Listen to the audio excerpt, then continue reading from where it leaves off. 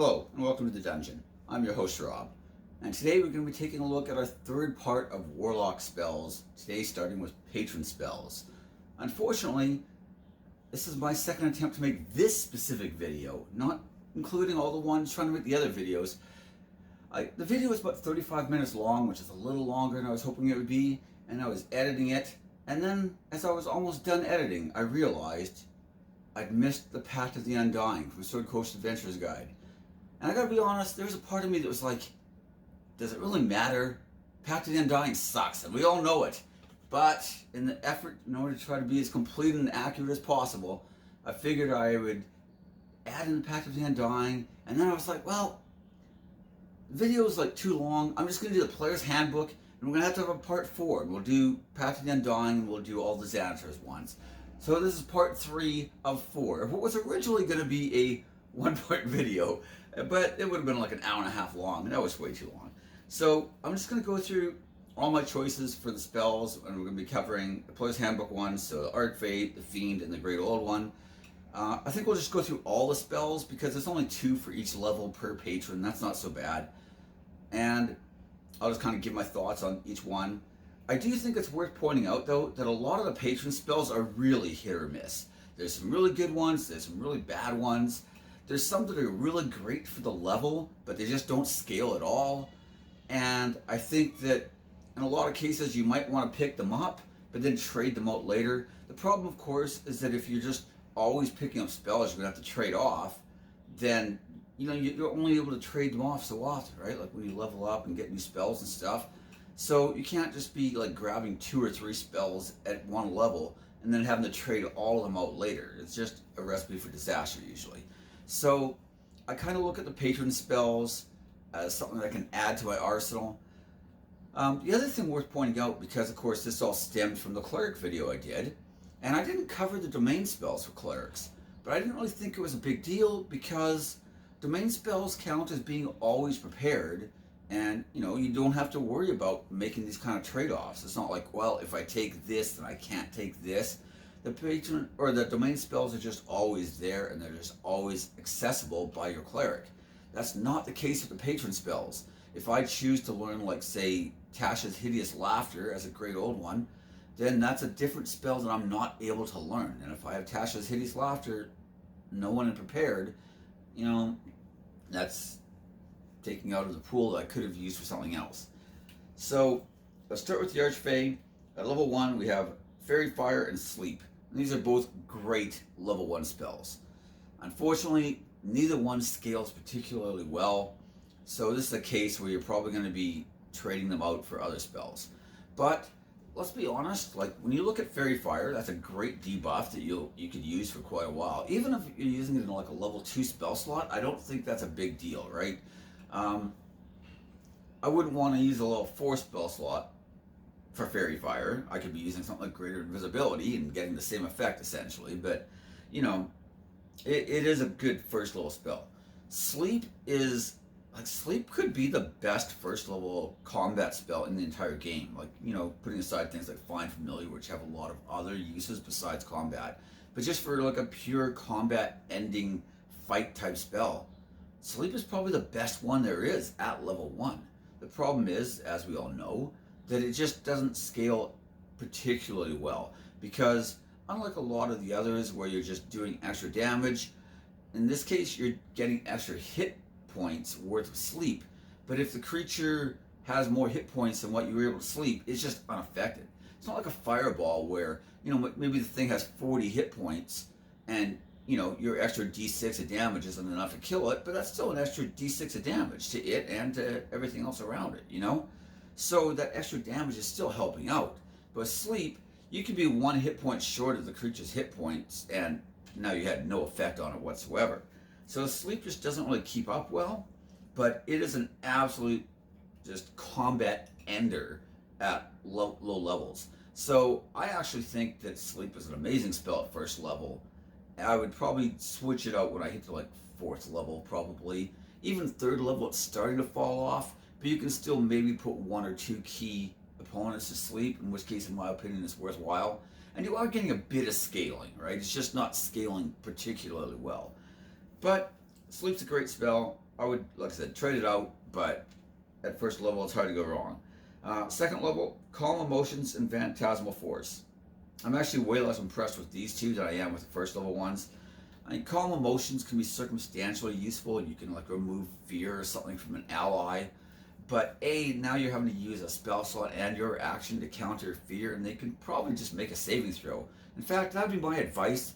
Just tell them to make their saving throws. Just be like, dude, what were you thinking? You rolled a 2. Of course you're not going to pass. You rolled a 2. Come on. Just roll better. Level 3, Blink and Plant Growth. Blink is a phenomenal defensive spell. Hard to go wrong with that. Plant Growth is, I mean, it can be good, creating like difficult terrain and stuff. If I was in like a Cholt campaign, like maybe we were doing Tomb of Annihilation or something, right? I think something like Plant Growth could be pretty useful. If I'm doing, Dungeon of the Mad Mage, not saying there won't be times when I could use it still, but overall, there's just better third level choices. You could have had Hypnotic Pattern, and instead you're using Plant Growth. Like, come on. Level 4, Dominate Beast and Greater Invisibility. These are both pretty good. I mean, beasts are a rather limited subset of monsters, and they seem to really peak out with like dinosaurs, and great apes, those seem to be like the top of the beast pyramid, essentially. So, there is that. But on the plus side, beasts tend to have pretty low saving throws, and they make pretty nice minions if you, want to have a great ape running around helping out your party. Could be worse. Greater Invisibility, of course, is just amazing. It's excellent on caster warlocks. It's great on melee warlocks. It's just excellent. It's great on sneaky guys. You can cast it on other people in your party, not even on yourself. It's excellent. And sure, it doesn't scale, but by now you're looking at going from a 4th level spell slot to a 5th. I can handle that. It's if I'm going from a 1st to a 5th. You're like, that really hurts. Dominate Person and Seeming. Dominate Person is good. It can be tricky to use in the social circumstances because you're not a sorcerer. You don't have things like subtle casting, meta magic to help you out. It's like if you cast Dominate Person on the king and the entire court sees it, they might think that it's a little suspicious that the king's now agreeing with you, where momentarily he was disagreeing with you moments ago. Seeming, it's not the effect is bad, but it is a level 5 spell. I just feel like there's lower level spells that can do kind of the same thing, and I'm probably going to be happier with those. Pact of the Fiend. Level 1, you have Burning Hands and Command. Burning Hands is pretty nice, to be honest. You don't have a lot of good AoE type spells at low level. Burning Hands ends up being one of the better ones. And there is some scaling there as well. So, I mean, even if you end up casting with a higher level spell slot, does it scale the best? No, I mean, once you're high enough to cast Fireball, you're probably going to use that instead. But you can always switch Burning Hands out for Fireball in a case like that. I think it's a very good option. At level 1 or 2, it's not as good as Sleep is, as like that big combat ending like bomb that you're just going to drop. But it scales a lot better than Sleep, and by level 3 or 4, it's still really relevant, whereas Sleep is a lot less useful. So I do think that Burning Hands is pretty good. Command, don't get me wrong, there are circumstances where you could like maybe cause somebody to drop a weapon and then your teammate kicks it away from them or something. But overall, it is a very, very limited like crowd control or like battlefield control type of spell. I'm not saying it's bad, but at low levels, a lot of times, unless you're fighting like some sort of like boss encounter, right? Like maybe you're fighting like the Goblin King or the Orc King or something like that, then it might be very, very useful. But a lot of times at these levels, you can just one-shot most of the creatures you're hitting anyways. So do you really need to use a spell to like get him to drop his weapon, and then the fighter just ends up cleaving the guy in half with his great axe anyways? Not sure that it's always the best, but there are times when it can really shine.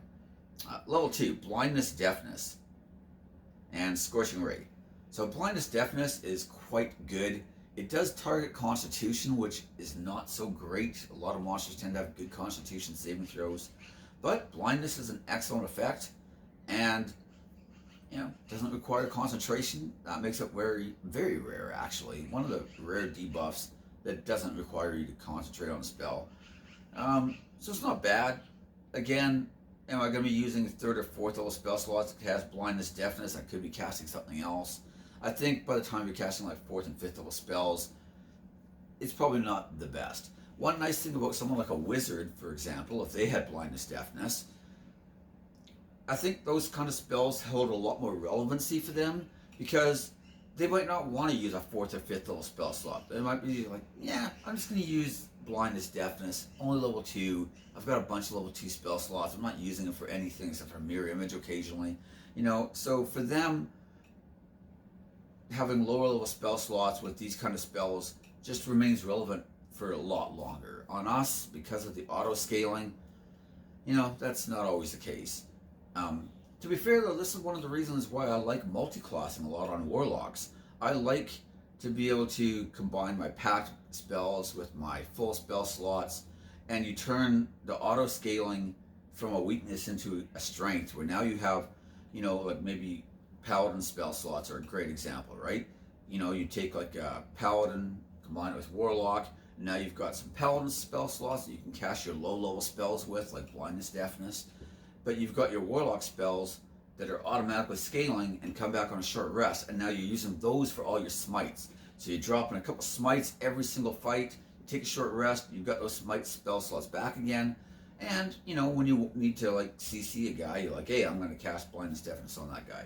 And it's a really good way to take really just the best of both, in my opinion. So anyways, that's kind of a side. As for Scorching Ray, I wanted to really hate on Scorching Ray, but somebody actually pointed out to me that Scorching Ray plus Hex out damages Eldritch Blast plus Hex until at least 11th level. And if you haven't maxed your Charisma by then, it might even out damage it even still.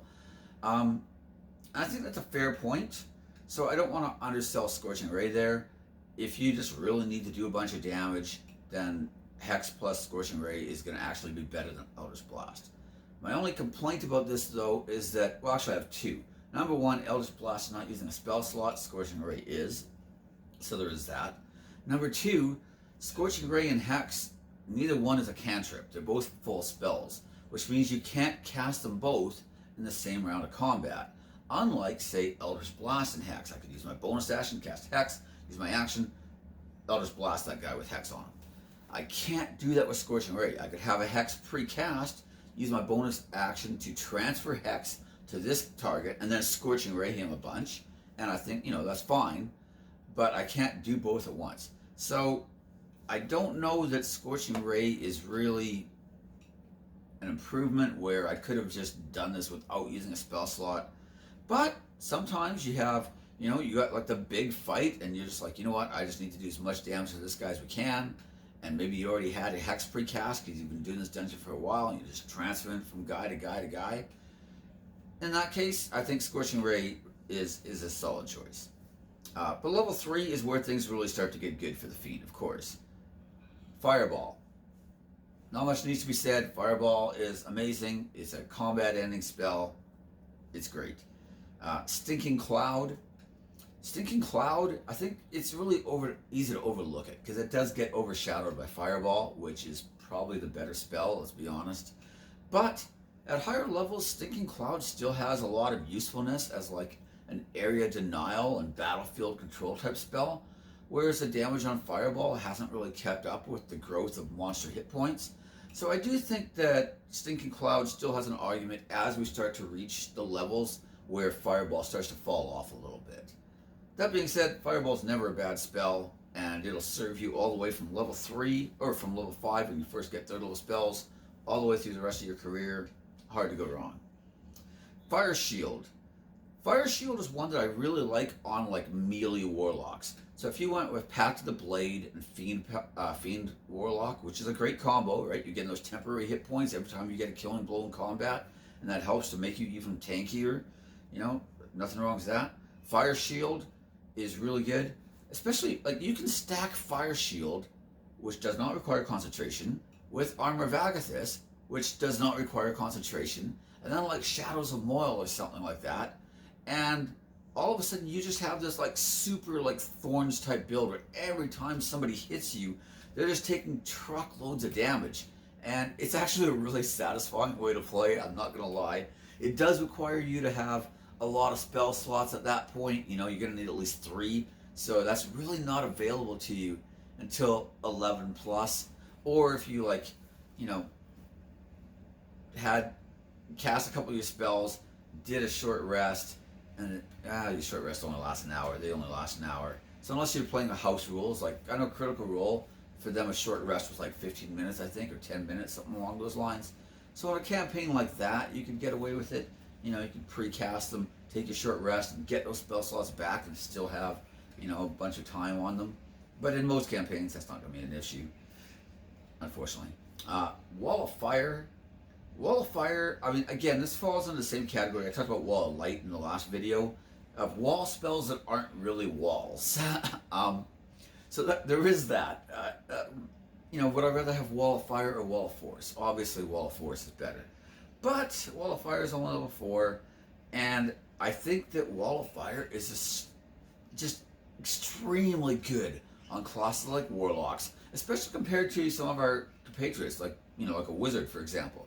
A Warlock has things like Eldritch Blast, where I can pull a creature through my wall, I can repel it back through the wall, and our ability to move creatures around in combat with a cantrip, no less, gives these kind of like persistent damage area type spells way more usefulness than they'd usually get. You know, a wizard throws up a wall of fire, the creature runs through the wall of fire, takes some damage, and then that's it.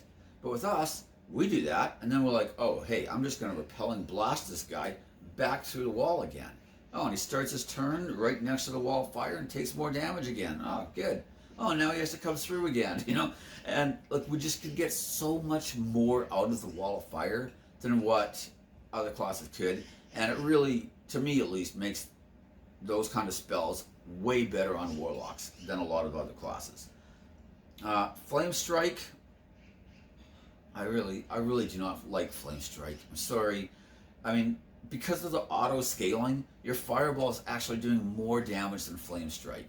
And I know sometimes people are like, yeah, but half the damage on Flame Strike is Radiant, so if they're immune to fire, it's like, okay, but if they're immune to fire, me hitting them for, you know, 4d6 damage isn't very good on a 5th level spell slot, you know? And then they get a saving throw for half. I could literally do like 7 damage to a guy on average if he makes a saving throw with a 5th level spell slot. Oh yeah, but I hit like 4 guys for 7 damage with my 5th level spell slot because it's an AoE. Like, it's just not good. It's not a very good spell. It's dwarfed by Fireball on this spell list, so, you know, there's really no point. Hallow, don't get me wrong, Hallow is actually a pretty nice spell. I just don't know that I'm going to take it on a Warlock. Like, if I was playing like a Cleric and that's on my domain spell list, I'm going to be pretty happy with that. Great spell. If I have a couple spell slots that I can use in this encounter, I don't know that Hallow is going to be one of them. So, again, that could just be my own personal opinion. I could be wrong. That's entirely possible. You know, other people might be like, what are you talking about? I love Hallow. Nothing, you know, not saying you're wrong either, right? I'm just saying that in my experience, I usually have other things I could do with it that I might like better. But, you know, each person's experience would differ. So, great old ones. Level 1, we get Dissonant Whispers and Tasha's Hideous Laughter. Dissonant Whispers is a super cool spell that I really want to like. The problem is it's just not very good. And it doesn't scale, so it's really hard to recommend it. I mean, it's such a cool spell. I love that whole, like, you know, these like voices from beyond and stuff. Like, anyway, it's really thematic, and it's an excellent idea for a Warlock spell. It's just not a very good spell in general. Tasha's Hideous Laughter, on the other hand, yeah, this is another one of these ones I'm going to take at low level and then switch out. It's kind of like the poor man's hold person. It's never going to get your parties excited about hold person because you're not going to have that paladin who's right after you in the initiative order he just starts rubbing his hands gleefully when he starts thinking about how he's going to auto crit this guy with his smites. So your party will never be as excited about Tasha's hideous laughter as they will about Hold Person, but it's kind of the same thing, and it is pretty good.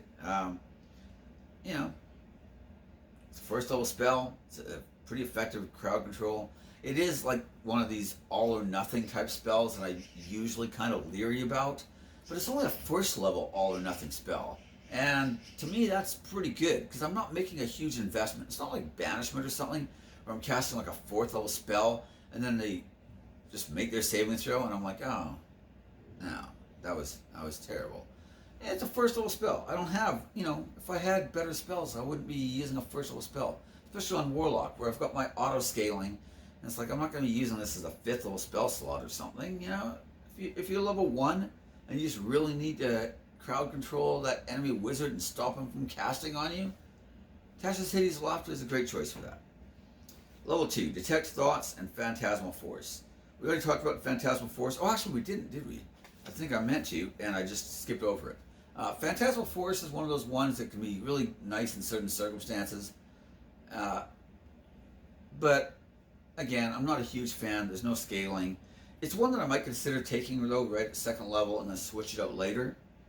As for Detect Thoughts can be a complete game changer if you're in like a heavy like role play detective investigation type campaign, of which there are a lot of those types of missions.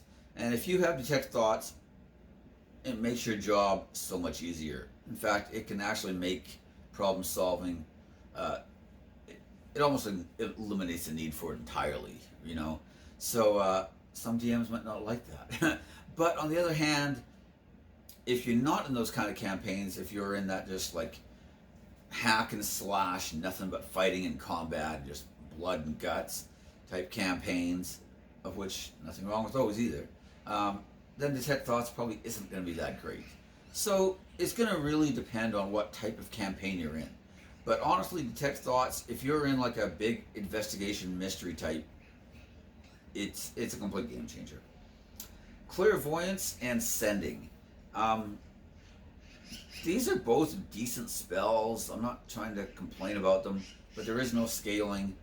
And I feel like by the time you're level 5, you probably have, like, there's other ways you could have found the information from Clairvoyance in a lot of cases. You could just have a rogue scout it out. You could have a familiar scout out for you. You know, something along those lines. But if you don't have that, Clairvoyance isn't bad.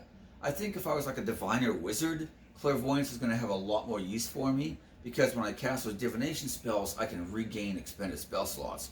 On the Warlock, it's not as great probably, but you know, there are worse spells out there. Again, it's one I'd probably swap out at some point. It all depends on how much you want to emphasize like out of combat utility type spells. And you know, if you really want to go into that, you know, line of spells more, then Clairvoyance is a decent choice. Sending kind of falls in that same category as Clairvoyance in a lot of ways. It's like there's probably other ways that you could communicate, but you know, sometimes you might know, hey, we gotta go do this mission and then get word back to the town. And something like Sending could save 3 days off your travel time. And if you're, you know, like a race against the clock scenario, Sending could be amazing. On the other hand, do you really want to take the spell just in case you had that scenario? That's where things get tricky. Level 4, Dominate Beast and Evoid's Black Tentacles. We already talked about Dominate Beast. Evoid's Black Tentacles is another just phenomenal battlefield control, like area denial type of spell. And it's really like the best kind of that, because not only does it like control and deny territory from your enemies, but it also damages them at the same time. And you know, it's just an excellent spell in general. Level 5, Dominate Person and Telekinesis. Dominate Person, we've already mentioned. Telekinesis can be pretty good sometimes. I've seen some people use some really creative uses for Telekinesis. On the other hand, it is just kind of like a way more powerful version of Mage Hand, which is a cantrip. So I don't know that telekinesis is necessarily a spell I'm looking to take, but I have seen some people that have really gotten a lot of mileage out of it. So I'm not going to say that it's a bad spell by any means. And you don't have to worry about auto scaling because it's already a 5th level spell. So those are my thoughts on that. Like I said, dominate person we've already discussed, but under the right circumstances, it can be a very, very powerful spell. So those are the player's handbook choices.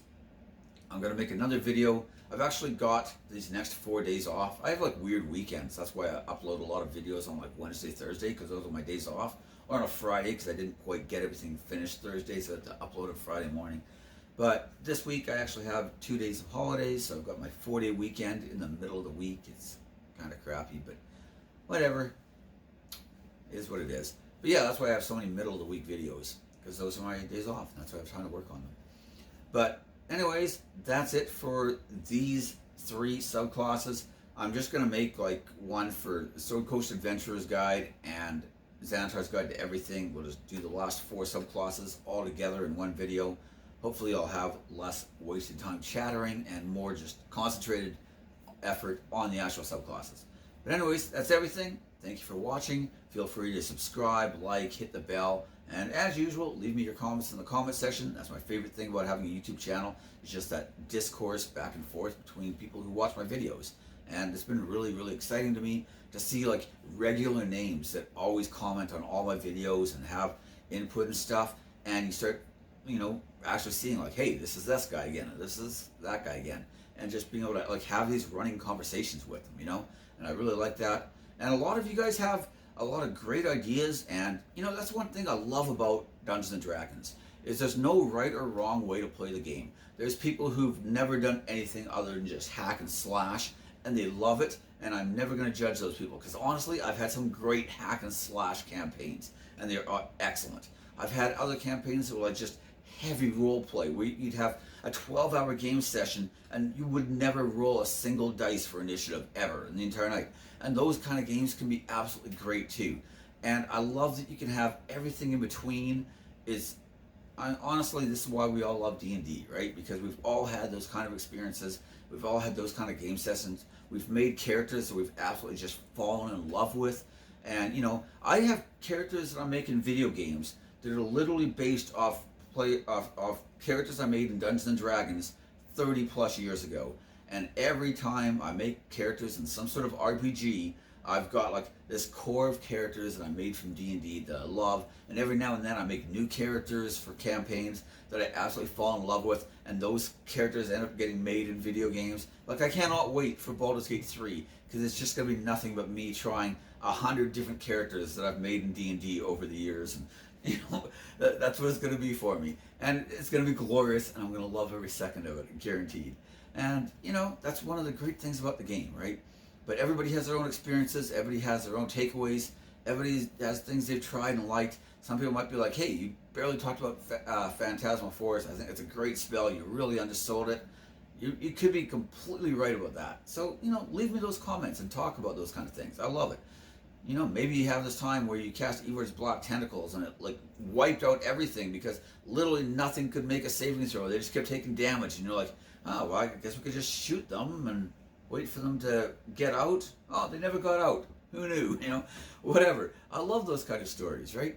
So feel free to leave those comments in the comment section, and I'll see you next time, which will hopefully be pretty soon. Probably like today or tomorrow, next day, somewhere in that range, and we do part 4 of the Warlock spell list.